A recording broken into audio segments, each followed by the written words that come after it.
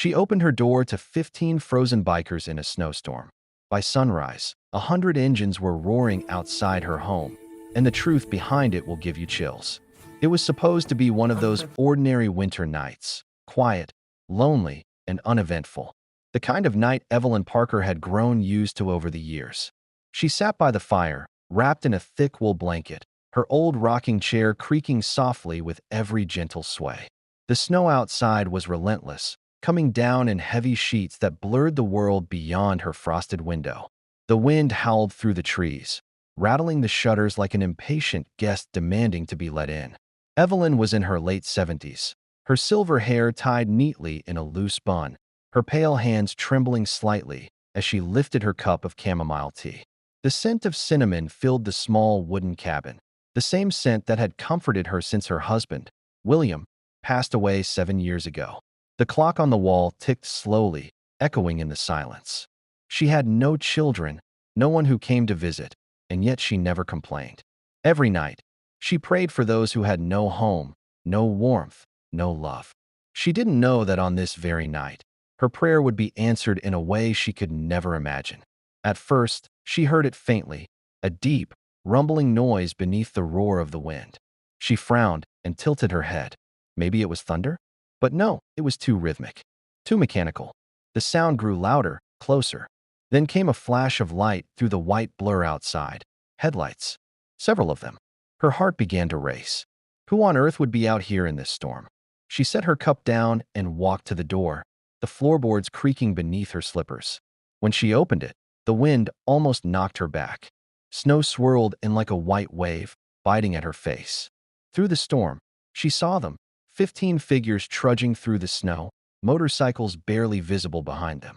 Their jackets were heavy with ice, faces hidden beneath helmets and scarves.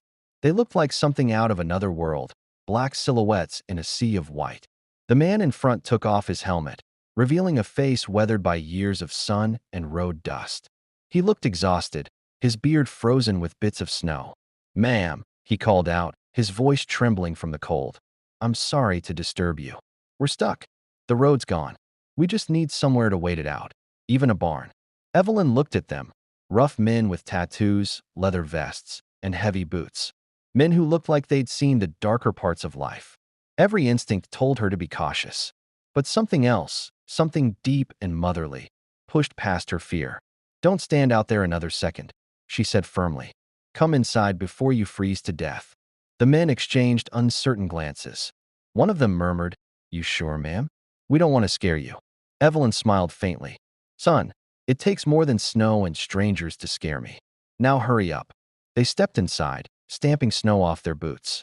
The small cabin immediately filled with the sound of heavy breathing, dripping jackets, and clinking metal buckles. The warmth of the fire hit their faces, and one of them, a tall man with a scar across his cheek, sighed audibly. The room looked like something from another time. Shelves lined with books, an old piano in the corner, framed pictures of a soldier, a young woman, and a cat. The walls were covered with memories. Evelyn moved with surprising energy for her age. She tossed more logs into the fire, pulled out extra blankets, and started a pot of soup on the stove. The men looked at her like they'd just walked into a miracle. "Ma'am, we don't mean to trouble you," one said softly. She turned and smiled. "Trouble is leaving people in the cold when you've got fire to share." The bikers sat awkwardly at first, unsure where to put their hands or what to say. But soon, the stiffness melted. One of them found her piano and began to play quietly, a rough, slow version of Amazing Grace. Another helped her repair a drafty window. A third took off his jacket and wrapped it around her cat, Milo, who purred instantly. They ate together, soup, bread, and laughter echoing between the walls. Evelyn told them about William, her late husband who served in the Navy, and how she used to bake cookies for his entire crew when they came home. They told her about the road, the long nights, the brotherhood, the losses they carried. By the time the storm began to fade, the 15 men had stopped being strangers. They had become, somehow, her guests, her sons for the night. When dawn began to push through the clouds, the snow outside had calmed. The leader, Marcus, stood and stretched, his leather vest creaking. "We'll get out of your way now, ma'am," he said. "You've done enough for us to remember you for life." He reached into his jacket and pulled out a small patch embroidered with a skull and wings, the emblem of their motorcycle brotherhood. He pressed it into her hand. "This means respect," he said, "and it means we've got your back. If you ever need anything, you call this number." Evelyn laughed gently, looking at the patch. "I'll keep it safe," she said. "But all I need is to know you made it home." They smiled, thanked her again, and disappeared into the melting snow. One by one, the engines started, deep, thunderous, and beautiful. Then they were gone. The house grew silent again. For the first time in years, Evelyn missed the noise. A week passed. Life returned to its quiet rhythm. No one in town believed her when she told the story. 15 bikers? Evelyn, you've been watching too many movies, her neighbor chuckled. She just smiled. Maybe, she said, stirring her tea. But one morning, everything changed. The rumble came again, deep and powerful, shaking the ground beneath her feet. At first, she thought it was thunder. Then it grew louder, louder, until the entire cabin trembled. She rushed to the window. Her breath caught. Her yard, her road, even the distant hills, were filled with motorcycles. Rows upon rows of them, chrome glinting in the sunlight. Helmets shining like stars on asphalt.